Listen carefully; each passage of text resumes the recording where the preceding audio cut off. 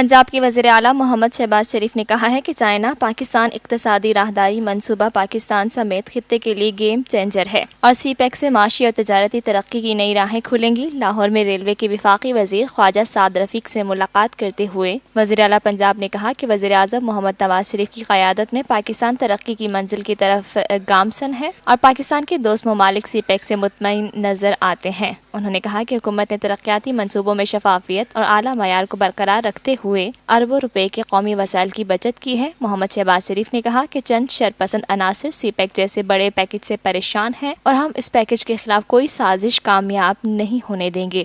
انہوں نے کہا کہ دھرنوں اور لاک ڈاؤن کے ذریعے پاکستان کی ترقی کے خلاف سازش کو باشعور عوام نے ناکام بنایا اور جس کے نتیجے میں ملک کی ترقی اور عوام کی خوشحالی کے خلاف سازشیں کرنے والے بعض سیاسی عناصر اب تنہا ہو چکے ہیں۔ Lotus Lake Towers, a groundbreaking endeavor by Lotus Properties.